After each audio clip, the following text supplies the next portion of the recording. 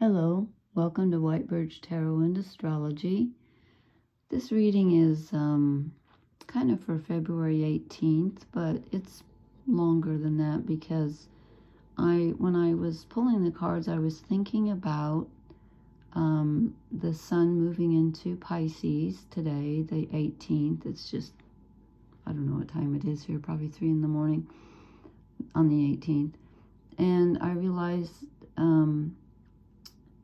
at least the day I did it, now I don't know when the moon moved. I should have checked that. But when I did this, yes, I pulled the cards actually yesterday, that we had the sun, the moon. Again, I don't know where the moon moves so quickly. I can't remember if it's still in Pisces or not. But Saturn, Neptune, and the North nodes are all in Pisces. So that's, when the moves out, that'll be still 4 things in Pisces. That's a lot of Pisces energy.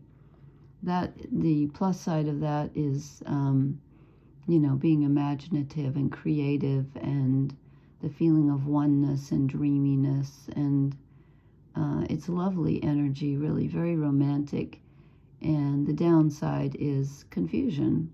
We can be indecisive, we can not be motivated, we can not have boundaries, not have plans. It's everything has a positive and a negative. So that's kind of what I was thinking when I drew the cards, is like Pisces season when hey, wait a minute, Mercury's in Pisces. Did I not write that down? Am I wrong? No, I'm not wrong. Where's Mercury? I think it's in, well, I can't change now.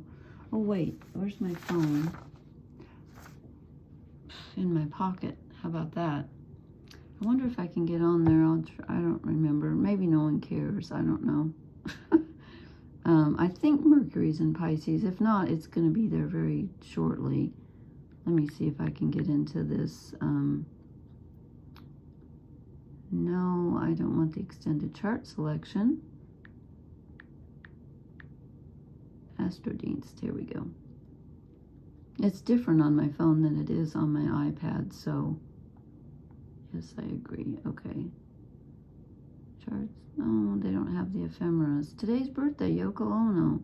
Oh, 218. Well, happy birthday, Yoko. Did not know that. Well, it looks like I'm not going to find it, but I'll do it. I'll check it later. You guys don't have to wait for me. This is a really interesting reading. I want to start with one quick quote. I got this off YouTube from a, there's a, what do you call it? A post? No, a thing. There's a thing. That narrows it down. The website name on YouTube, it's called Happy and Fun, and they have these silly videos, and sometimes I watch them when I'm, I need something uplifting or a laugh. And I saw this sentence, and someone had texted, "I'm hanging out at the intersection between a life-altering breakdown and a life-altering breakthrough." And I thought, wow, if that doesn't speak to the energy of right now, I don't know what does, because a lot of Pisces energy can feel like a breakdown because so many boundaries and things around you break down, but you can also feel like a breakthrough. So anyway, I pulled the Wildwood Tarot, and it's really interesting, I think, because tonight they go up and down clearly. I mean, very clearly. I noticed it as soon as I laid them out. I was like, wait a minute, this is really weird. Okay, anyway, so I start off with, I'll get a little closer. Can you see that? The wheel. This is the same as the Wheel of Fortune. It's kind of neat that they're weaving a t-shirt. This is the Web of Life. So this is the, the 3 fates weave the wheel of our lives, our destiny, or whatever. The Moira, is that what they're called? Anyway, who cares? Okay. So this is a sudden change. And it's not like the Tower. It's not like boom, something's going to suddenly change.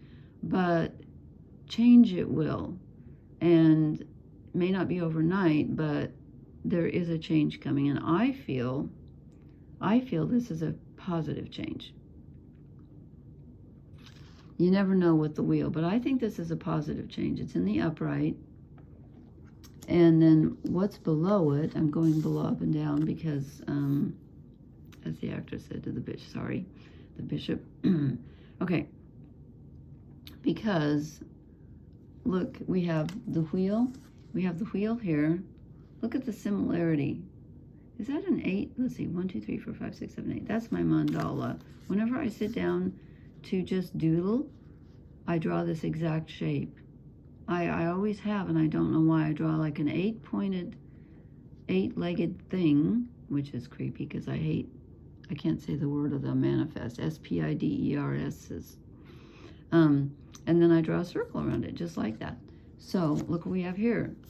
Is that 8? That looks like more than 8. 2, 4, 6, 8, 9. Oh, no, 10. Am I counting right? 2, 4, 6, 8, 9. Why are there 9? Oh, because he's holding the 10th one, duh. Okay, so we get the 10 of arrows, which is like the 10 of swords, which is normally being done with something. Well, in a way, this is being done with something, and I apologize for my croaky voice. Not feeling well again. This is starting over. It's learning something new. And it doesn't mean, it could mean that your situation is going to change completely and you have to learn something brand new. It could also mean that there's a major change in the way you're dealing with something that you've been dealing with, and you have to relearn how to do it differently because it's not working. But it's definitely starting from scratch. You're like a child, like, okay, I can't do it this way anymore. Everything's different. I have to readjust. Maybe the other person you're dealing with is different. The situation is different. You have to relearn how to navigate this situation. Okay, then I drew the King of Stones, which is like the King of Pentacles. And here we got him, somebody got him in their, or did I do this for the collective? Somebody got this recently. The King of Stones, it's the wolf. This is feeling alone, out in the cold. It's kind of like the Five of Pentacles, but stronger. He's strong, but he's tired of being alone. He's baying for a mate, and he's baying, you know, I'm cold, I'm alone, but he's still in charge. But I don't think he's really that happy about it. Okay, then underneath him, we get another lone animal, the stoat, which is the Page of Wands. Now, this one is still alone, but the difference is he's moving. And the reason I know he's moving is because it reminds me of the Fool card. Excuse me, there's a dust on my screen here. I don't think you can see that. Okay. I think this is the beginning because it's the page.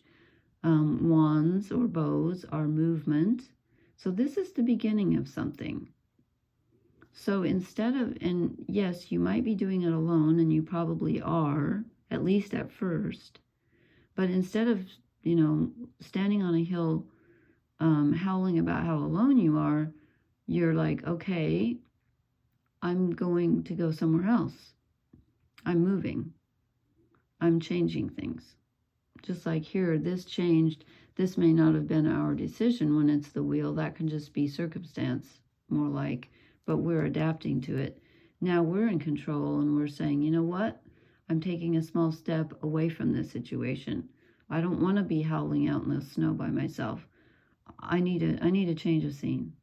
I'm going to embark on a new adventure. I know it's not the Fool, but it's kind of similar. But he's going to do something. And again, you're just at the beginning of it. Page of Bows, Page of Wands. Okay, next row. 7 of Arrows, which is 7 of Swords. They're calling it insecurity. Okay. I will agree with that. It's normally, let's see, I get the 7 of Swords and the 7 of Wands. 7 of Swords is usually the guy that's sneaking off with the sword. Yeah, this one is different. So, I forgot to turn up the light on my iPad again. Doggone it. Oh, well, hope you can see this. So, you're feeling insecure about something. You're not sure which way to go. And again, you know, I know the king is a king and he's in control, but he doesn't look that happy to me. And there is some insecurity here. So we go from that to more swords. Okay, swords are usually thinking. We go to the Archer. Oh, where's my cheat sheet? Here it is. Oh, I actually found something. Now see, in this deck, this is the equivalent of the Chariot. Well, that makes sense because she's got 2 dogs with her. But instead of moving forward, she's focusing. She's aiming at something. So instead of letting these arrows pierce you, and the arrows are ideas, and you're like, oh, I don't know which one to do, and you know, I don't think I can do this, and I don't think I can do that. She is choosing one, and again, that's not easy to do in Pisces season, but we're going to have a little help with Mercury doing a couple of. Now we got a bad one and a good one. I'll talk about them next time. We got some good stuff coming up. Some change. Anyway, you've got to take some of these thoughts that are plaguing you, and you've got to choose one. You have to focus on a goal. And it's, again, that's Pisces season is not usually the time to do that, but right now it's necessary and helpful, and that will relieve the insecurity of all these thoughts flitting around. And you know, well, what if this happens? Well, what if I can't do this? Well, I should probably do that. No, pick one. Pick one and focus, focus, focus, focus. Okay. Then these two went together very nicely as well. And I like these. These are great. The Ace of Vessels, the Waters of Life, similar to the Eight of Cups. I love this because this is almost the Ace of Cups on a macro level. This is the waters of life. Oh, that's what they called it. That's where I got that. The waters of the universe, just like we don't even ask for them. We're given them. We're just given it. And it feeds us. And so you need to be receptive and open to this and enjoy the water. Water is usually emotion. And, you know, it feeds us. We you know, you can live so many days without food, but you got to have water. And then look at this. I want to show you the similarity. Look at that urn, or whatever you call it, that bowl that the water's coming out of. Look what the seer's got in front of her. There's a bowl of water. So we take the water from the divine and we use it to help us divine where to go next. You know, what's our true path?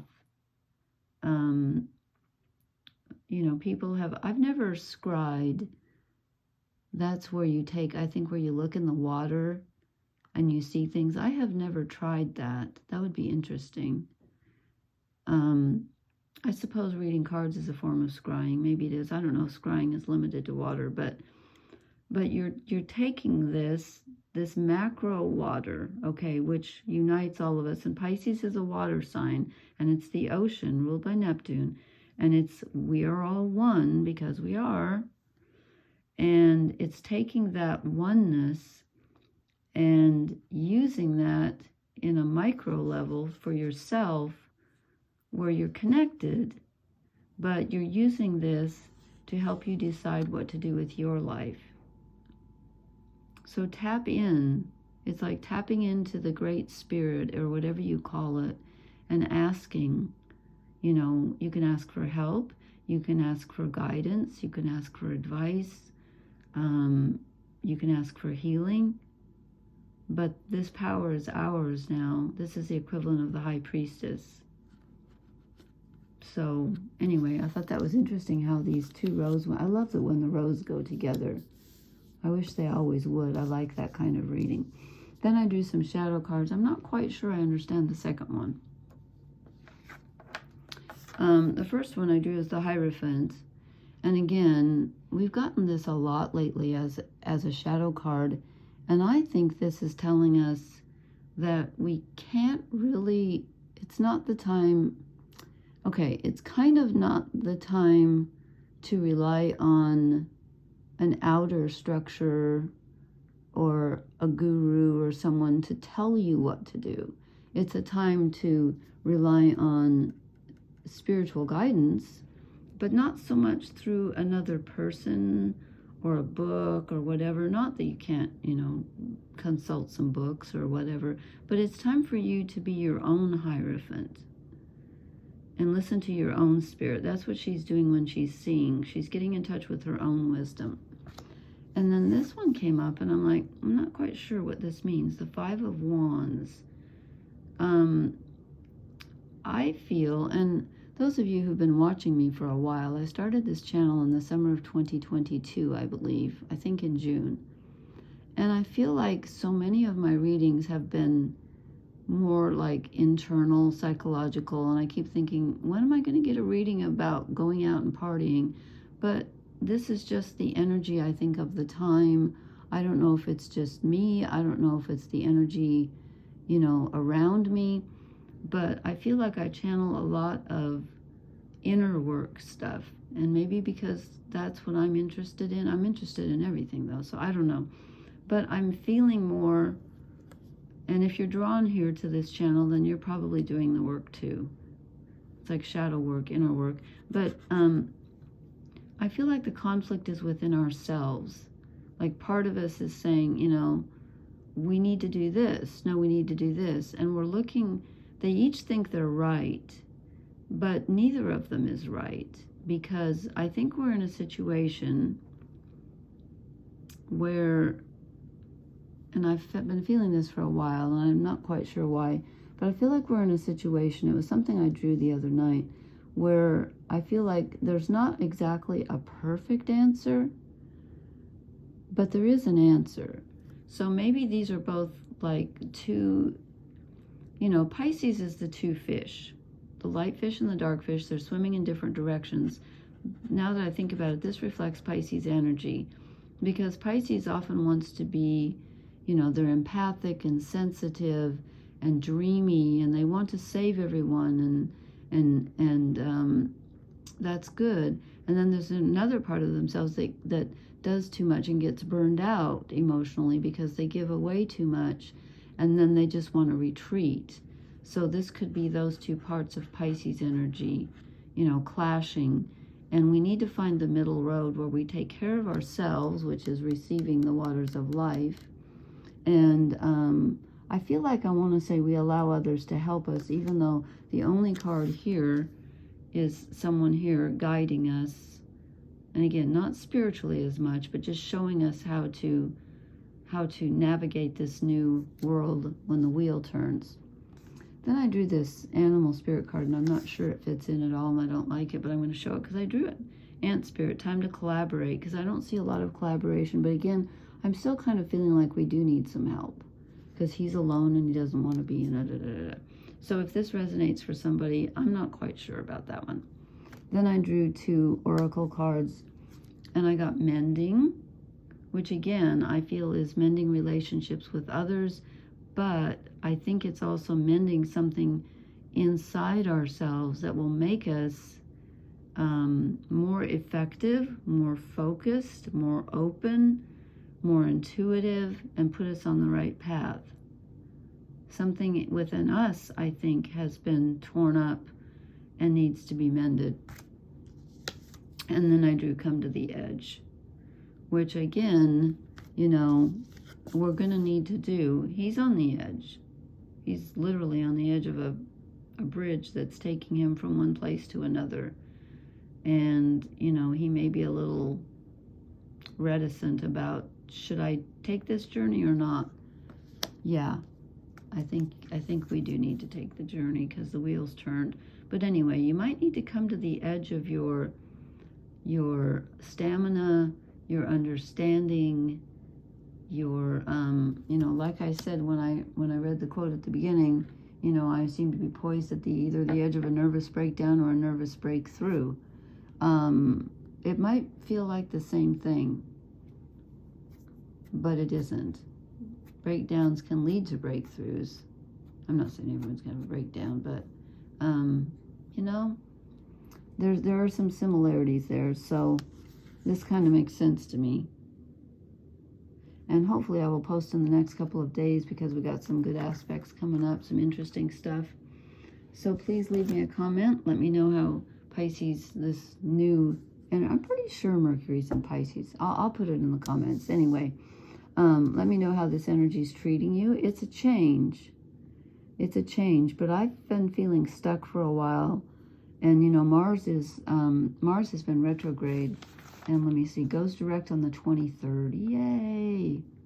The evening of the 23rd after trining Mercury. So I think that's going to start things in motion. And I think that's why we're getting some motion in the wheel turning. Okay. Okay, please leave me a comment. Please hit the like, share, and subscribe buttons. I will talk to you later. Thank you so much for listening. Blessings. Good night.